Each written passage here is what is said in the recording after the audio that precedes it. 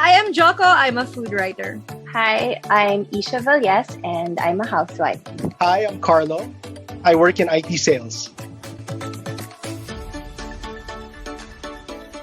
An Instant Pot is a multicooker. So basically, it can do a lot of things, but mostly it's really good at pressure cooking things. What's great about it is that it also has a slow cooking function. It has a saute function, so you can actually fry in it as well. And then you can also make yogurt and you can also make porridge. Although I haven't actually tried this yet. I've found recipes where you actually can cook things from frozen. You're like, oh my gosh, I forgot to prepare something for lunch and everything I have is frozen. I mean, that feature could come in really handy. It almost turns cooking into something like it's out of the Jetsons cartoon where you press a bunch of buttons and the food comes out, perfect. And I think it removes a lot of the intimidation that people have towards using pressure cookers at home where they're scared of, accidents. I really wanted an Instant Pot because I didn't have help at home. I was really looking for a way that I could cook meals easily, in a fast way that would have very minimal cleanup. Actually, what really made me want to get an Instant Pot was because in the US, they have Instant Pots that are designed like Star Wars characters. My husband also always advises to get something that's available here because after sales service and maintenance is really important. Almost has like this cult-like following where people from different communities post recipes online, anything from Filipino to Indian to other Asian cuisines to even Western cuisines. The Instant Pot almost comes off as maybe a mid-tier Dutch oven price. It isn't affordable, but in terms of how it how it helps in the kitchen and how it allows us to put food out quickly. It's the size maybe of a very large casserole, and it's quite deep as well. So at least I try to keep it off the counter.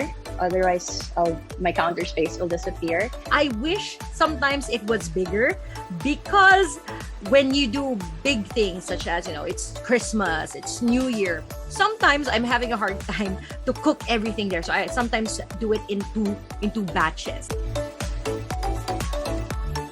This one has so many safety features. I feel quite assured that it's not going to explode on me when I'm using it, and my kids can't accidentally open it. What caught me by surprise was how many things I could do with the Instant Pot. I really thought that I could just do pressure cooking or just do quick sautéing, but I actually fried already in the Instant Pot. It didn't really add so much to our electricity bill. So a lot of people are hesitant because they're thinking, oh my gosh, the electricity bill will be bad. But for us, it was just basically the same. It didn't really change. Traditionally, I came from using a pressure cooker on the stove. But with the Instant Pot, there are quite a few dishes out there where I just assemble all the ingredients in, seal it up, press a couple buttons, and within the set amount of time, it comes out and it's ready to eat. I guess just maybe the limitations because of the shape, since it's round. Cheesecakes that I'm able to make in it are just small, like a 6-inch. I use a 6-inch pan. But if I wanted to make something a little bigger, then it's a little harder because it won't fit. I wish sometimes that the Instant Pot could get a little bit more heated up because in terms of searing things, it's very challenging to do that. And as many Instant Pot owners would know, once you get that dreaded burn notice, it's like, everything stops. So the burn notice actually happens when it doesn't have liquid or the Instant Pot actually feels like something is stuck at the bottom of your pan or something is burned. The bottom of the pot it's a convex shape, so like there's a little mound. So it isn't the best at browning, but it is possible to brown in it. It's a relatively easy hack. I brown it on a skillet and then I just transfer it in and then use the pressure cooker. When you buy the Instant Pot locally, it comes with a Filipino cookbook. And, it comes with a couple of recipes. And so far, I've tried the pochero, the champorado, and the bistec. And they're all really good. my current go-to recipes are one, it's really just called Instant Pot Chicken Thighs. That's the name of the recipe I found for it. And it's the simplest dish, but my son loves it. He's at an age where he likes to eat chicken with gravy. You know, the kind where you smother the gravy all over the rice. I have a munggo recipe in the Instant Pot. And if you look at the other recipes out there, it differs in time and differs in pressure, but I found that it works for me. The 15 minutes and at high. It's so fast to cook munggo in the Instant Pot. I don't even pre-soak it or anything like that. I just wash it and then cook it.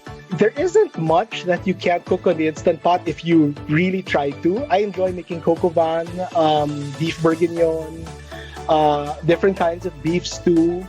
And it's been great. In fact, online, there's this lady that they call the Butter Chicken Lady. And she has a couple cookbooks out where she shared basically her butter chicken recipe. And once you start joining the communities, like for example, the Instant Pot Philippines community on Facebook, everyone's just so open and they share their recipes. There's this recipe there for a Korean beef stew by one of the moderators, Didi, and it's almost become like this a rite of passage where all new members cook that dish, and everyone loves it. The Instant Pot is definitely worth it. You know, before using the Instant Pot, I was cooking a lot of frozen, things and it wasn't maybe the healthiest. But the Instant Pot has kind of allowed me to pivot away from that and start putting, real home-cooked food out on the table.